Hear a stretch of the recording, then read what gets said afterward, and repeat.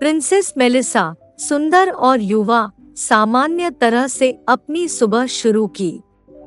अपने सुंदर सपने से सलाहकारी तरीके से जागते हुए उन्होंने महल में अपने विशाल सुखद बिस्तर पर खिंचाव किया।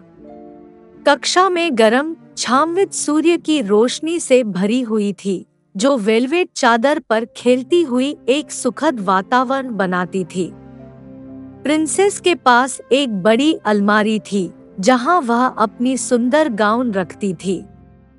प्रिंसेस के पास सामान्य तरीके से उसकी प्यारी बिल्ली होनी चाहिए थी, सफेद, मुलायम और सतीनी। वे अविभाज्य दोस्त, खोजकर्ता और उसकी साथी थी उसकी साहसिक और काल्पनिक दुनिया में। हालांकि इस दिन उसके बिस्तर पर उसकी जगह खाली थी। उसके स्थान पर एक अजनबी पत्थर पड़ा था जिस पर अज्ञात नक्शे थे। उसे चिंता हुई, मेरी प्यारी बिल्ली कहाँ है?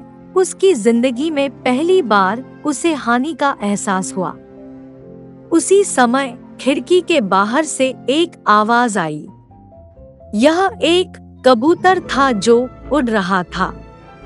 जंगल में अजीब आवाज उसके मन में गूंज रही थी। प्रिंसेस अचानक कबूतर को समझ गई। जब उसने पत्थर को अपने हाथों में लिया तो उसे एक जादुई योग्यता मिली पक्षियों को समझने की।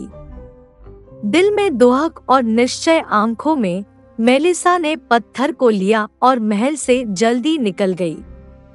उसकी प्यारी बिल्ली, उसका वफादार दोस्त, खतरे में हो सकती है और वह तैयार थी इस सुंदर लेकिन जोखिमपूर्ण जंगल में उसे ढूंढने के लिए, साहसिकता से आगे बढ़ने के लिए।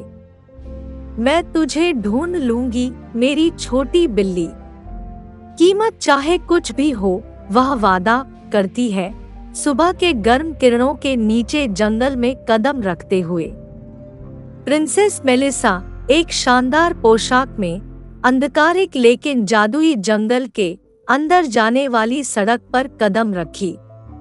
अच्छा मेरे दोस्तों, क्या हम एक साहसिकता के लिए तैयार हैं? उन्होंने प्रसन्नतापूर्वक पूछा, अपने नए साथियों, रंगीन तोतों और अन्य पक्षियों को संबोधित करते हुए। बेशक, हम तैयार हैं, तालमृदंगी ने चहचहाया। काला कौआ बुद्धिमानता से सिर झुकाया और कबूतर, हालांकि थोड़ा घबराए हुए दिख रही थी, एक पक्का हाँ कर दी।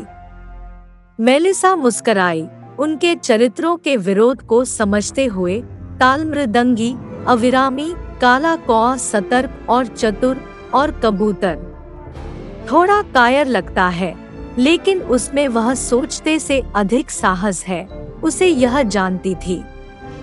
वे बिल्ली के हल्के निशानों का अनुसरण करते रहे, जो अचानक गहरे और उदास जंगल के प्रवेशद्वार पर लुप्त हो गया। अब क्या? कबूतर ने सांसों में आह भरते हुए पूछा, स्पष्ट रूप से चिंतित होकर। तब मेलिसा ने अपने बेडरूम में पाए गए नक्शे वाले पत्थर को याद किया। उसने उसे निकाला और जैसे ही वे उस स्थान के पास पहुंचे जहां निशानों की सीमा थी, उसने एक मुलायम चमक छोड़ी। पत्थर जंगल के सामने देखने से तो उतना ही अंधकारिक था, लेकिन उसकी रोशनी ने उन्हें दिखाई दी और धरती पर पहेली की तरह दिखने वाले पैटर्न को देखने में मदद की। मुझे तो यह एक खेल जैसा लगता है, तालमृदंगी ने टिप्टियां बजाते हुए कहा, पैटर्नों के चारों ओर हाँफते हुए। वे जल्दी काम पर लग गए, प्रत्येक अपना योगदान देते हुए। मेलिसा ने पत्थर को एक कुंजी के रूप में इस्तेमाल किया। काला कौआ पैटर्नों के बारे में सोच रहा था और कबूतर और तालमृदंगी पैटर्नों के बीच दौड़ते हुए उन्हें व्यवस्थित करने की कोशिश कर रहे थे। वे कई कठिनाइयों से सामना किया, लेकिन इसके बावजूद उनकी दृढ़ता कम नहीं हुई। क्या तुम्हें लगता है कि बिल्ली को इसके बारे में पता था? कबूतर ने पैटर्न्स को चिंताग्रस्त देखकर पूछा। मेलिसा ने अपने मुंह को खुजलाते हुए चिंतापूर्वक चमकदार पत्थर को ताकते हुए कहा, मुझे नहीं पता, लेकिन शायद उसे हमसे सोचे से भी बड़ी कुछ चीज मिल गई हो। लेकिन चिंता न करो, हम संभाल लेंगे। अत्यंत जटिल पहेली को हल करना मुश्किल साबित हुआ और उन्होंने रास्ते में कई गलतियां की, लेकिन प्रत्येक गलती ने केवल उनकी दृढ़ता को बढ़ाया। वे अलग अलग तरीकों का प्रयास करने की कोशिश करे और अंततः उनके सामूहिक प्रयासों से पैटर्नों की अनुक्रमणिका सही ढंग से व्यवस्थित की गई। हुर्रे, तालमृदंगी ने उड़ान भरते हुए कहा। काला कौआ खुशी से कारकाराहट करता रहा और कबूतर ने आराम से एक सांस छोड़ी। हमने यह कर दिया। मेलिसा मुस्कान की महसूस कर रही थी। खुशी और गर्व ने उसके हृदय को भर दिया। वे जंगल की ओर देख रहे थे, अब थोड़ा कम उदास लग रहा था। वे अपनी यात्रा जारी रखने के लिए तैयार थे। जंगल उत्तेजित हो गया। प्रकृति ऐसा लग रहा था कि वह उनका स्वागत कर रही है और उन्हें पता था उनका साहस अभी तो शुरू हुआ था। चमकदार चांदनी में प्रकाशित बहादुर दोस्तों का समूह जंगल की गहराई में अपनी पथ जारी रखता रहा। जंगल अंधकारमय और रहस्यमय था, लेकिन हर कदम पर उन्हें आत्मविश्वास बढ़ता हुआ महसूस हो रहा था, जैसे कि वे इसके जादुई बनावट का हिस्सा हो। क्या तुम सुनते हो? चहचहाने वाली छोटी पक्षी ने शोर किया, अपनी भव्य पंखों को फड़फड़ाते हुए। मेलिसा की आंखें फूल गईं, क्योंकि उन्होंने पत्तियों के रसीले सुसुराने और ब्रांचों की खड़खड़ाहट सुनी। अचानक आगे एक तेज नदी आ गई, जिसका पानी निरंतर गति से बह रहा था। फिर कहीं से भी आते हुए वहां एक सूखा रेत का गड्ढा था जो असीमित दिखाई दे रहा था। और जैसे कि यह काफी नहीं था, वे विशाल जाल देखे, पेड़ों के बीच तार डाले हुए, जो असावधान पक्षियों की प्रतीक्षा कर रहे थे। दोस्तों को अपनी भय को साथ मिलकर पार करना पड़ा। योजना एक ठीक तरह काम नहीं कर रही है, मेलिसा ने स्वीकार किया, अपनी भौहें सींचते हुए। लेकिन हमारे पास प्लान बी है। वे तेज नदी को पार करने, सूखे रेत के गड्ढे से बचने और जालों को दूर भटकने के तरीके पर चर्चा करने लगे। कौवा ने सुझाव दिया कि वह अपने बड़े पंख उपयोग करके सबको नदी के पार ले जाए। चहचहाने वाली छोटी पक्षी ने पत्तियों और डालों का उपयोग करके सूखे रेत के ऊपर पुल बनाने का सुझाव दिया। फाख्ता ने प्राकृतिक दिशा निर्देशन कौशल का उपयोग करके जालों का उपाय का बनाने का सुझाव दिया। यद्यपि उनकी योजना सही नहीं थी और बाधाओं से भरी थी, लेकिन उन्हें यकीन था कि वे मिलकर किसी भी कठिनाइयों को पार कर सकते हैं। उनकी योजना सफल रही और वे नदी के दूसरे तरफ पहुंच गए। और ऐसे ही नई दृढ़ता और आशा के साथ उनके हृदय में वे अपनी यात्रा जारी रखे, रहस्यमय जंगल की गहराई में। हर मुश्किल परीक्षा को जीतकर मेलिसा और उसके पंख वाले दोस्त नई आशा के साथ अपनी यात्रा जारी रखते रहे। हर कदम पर जंगल और भी जादुई बन रहा था। चमकदार रोशनी में चमकदार फूल और रहस्यमय साए बन रहे थे चांदनी में। मुझे एक म्याऊं ध्वनि सुनाई दे रही है, चहचहाने वाली छोटी पक्षी ने उत्साहित होकर उच्चारित किया। उसकी आवाज में खुशी थी और तुरंत ही सब कुछ उनके चारों ओर जीवंत हो गया।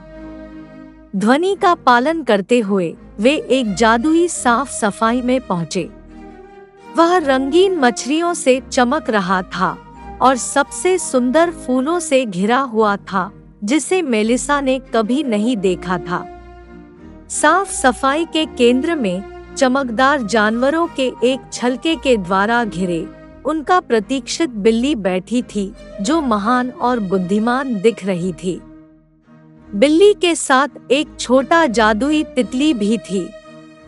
यह सभी इंद्रधनुष के रंगों से चमक रहा था और एक गर्म, प्रशांत प्रकाश छोड़ रहा था।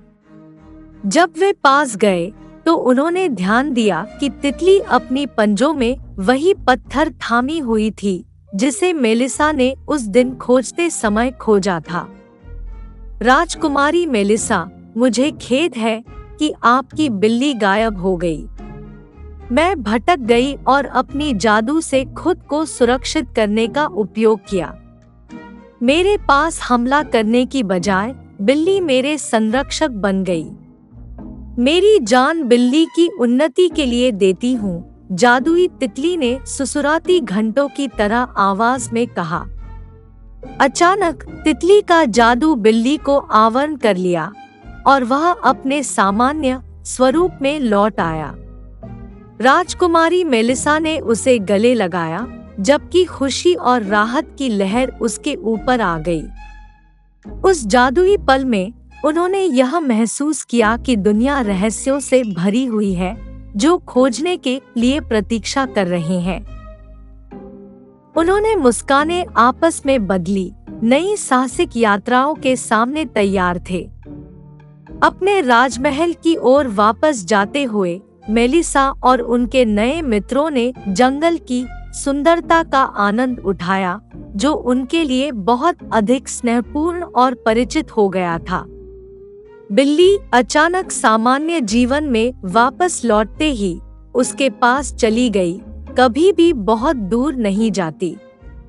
अचानक कोने से निकलकर एक पुराना विशाल रैकून निकला जो फूलों की मुकुट पहने हुए था। राजकुमारी मेलिसा, उसने आरंभ किया, आपकी बिल्ली ने हमारी जादुई तितली को बचाया है और मैं अपना आभार प्रकट करना चाहता हूँ। अब से आप और आपके दोस्त हमारे जंगल में हमेशा सुरक्षित रहेंगे और आपकी बिल्ली हमारे मान्य अतिथि हो। राजकुमारी मेलिसा मुस्कान दे दी। उसे कभी नहीं सोचा था कि उनकी यात्रा इतने आश्चर्यजनक पुरस्कार के साथ समाप्त हो सकती है। उसने पुराने रैकून को नमस्कार किया और अपनी कृतज्ञता व्यक्त की, हमें गर्व महसूस हो रहा है। धन्यवाद आपको और आपके लोगों को, जंगल के राजा। तालियों की गूंज सब ओर फैल गई और इस आनंदमय शोर की ध्वनि ने पूरे जंगल में फैल दी।